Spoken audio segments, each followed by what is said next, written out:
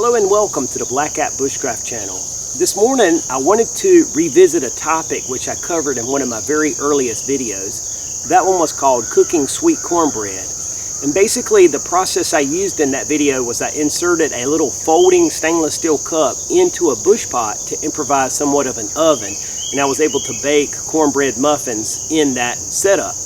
Today I wanted to revisit that and use the same folding Sierra cup inside of the Pathfinder bush pot and again create that oven effect so that I can bake blueberry muffins. It's a pretty simple process. Thought I would share it just in case some of you guys have come to the channel since my earlier videos and maybe haven't had a chance to see this. It works really nice. Stick with me and we'll get the fire started and cook up some blueberry muffins. 1, 2, 3.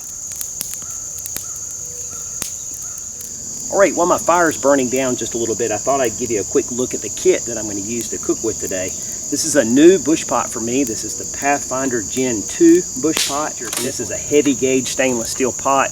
I'm definitely looking forward to testing this thing out. On the inside of this pot, I have just a small bottle of olive oil, which is helpful when I'm cooking different types of things like today.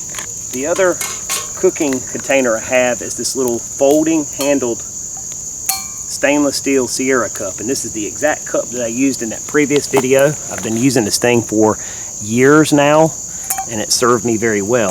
The neat thing about it is when you fold it, the handle creates a little space between the bottom of the bush pot and the cup itself, and that allows just a little bit of air circulation, and it creates that separation between when you're cooking something like the muffin or cornbread or whatever. It creates that separation between the bottom of the bush pot and the actual surface that the bread is cooking on, so that allows it to bake.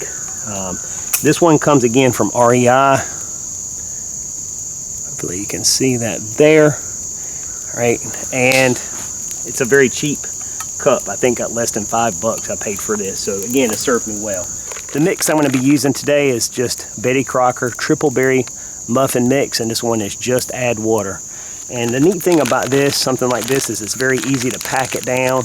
It weighs very little, and again, simple. All you have to do is add water. All right, to mix this stuff up, I'm going to use my Kapilka cup here. It should be plenty big.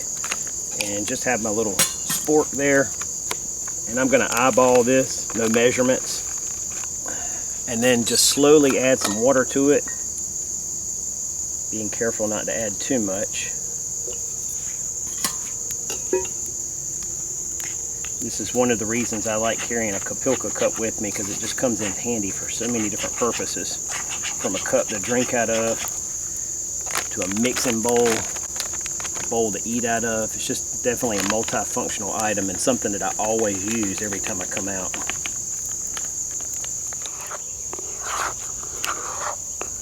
Alright, there's our muffin batter ready to go in the oven. Now, to try to keep things from sticking to my cup, I'm just going to take a little drop of this olive oil and drip it in. And what that'll do for me is hopefully just create a little bit of a non-stick surface, so when I pour that batter in here, hopefully it'll make cleanup just a little bit easier. Help the muffin come out of the tin just a little bit easier as well. Now, it's just a simple process of transferring the mix into the Sierra cup, so we can get it in the bush pot over the fire and start baking this thing up. Alright, transfer complete, and now we're ready to start baking. Alright, so the last step in this is just to simply insert this muffin down inside the bush pot. Alright, so you can see what that looks like sitting down in there. It's just a little bit of space all the way around the cup. And because of that handle, there's a little space under the bottom. Now, we got this thing in the oven ready to cook.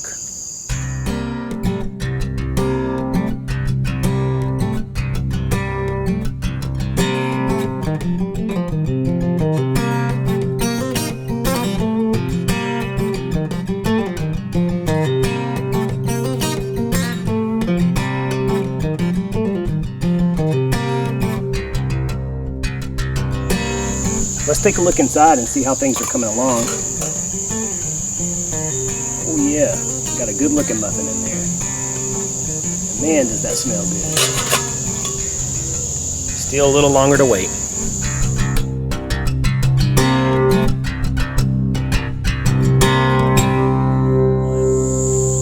going to go ahead and pull this bush pot off and allow it to start cooling so I can take a look and see how this muffin's going to turn out. Start the cooling process.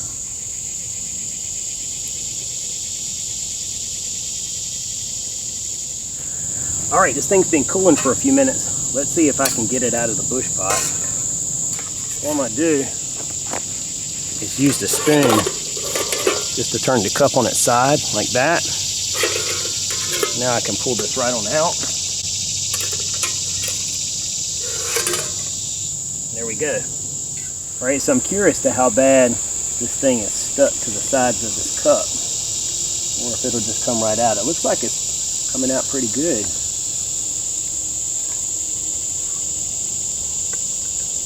Still a little bit hot. There we go. A little bit stuck in the bottom there, but not bad at all. Not too bad. The cleanup should be pretty easy. Boy, and that looks good too. It really smells good as well. Just to show you, that cleanup is going to be quite easy. So I think it's definitely worthwhile to coat the inside of that pan with the olive oil. Just makes your job at the end a little bit easier for cleanup. Alright, well you can see it's very simple to improvise an oven using just a basic bush pot. The key is putting that container inside the container just to allow for that extra airflow and to prevent your bread or whatever you're cooking from being directly against the hot surface of the bush pot, which is directly on the fire. So it just allows for a little convection and it prevents the burning of the bottom of your bread. So it gives me good results. I enjoy using this technique, so I thought it was worth sharing once again. I appreciate you guys taking the time to tune in. I'm not going to torture you by eating my breakfast in front of you too much. But anyway, thanks again. I hope you'll come back for another video very soon. And until the next one, take care and God bless.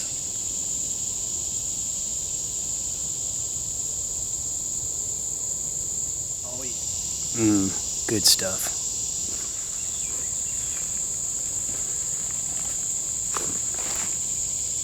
I knew y'all'd be disappointed if you didn't see me eating this. Delicious.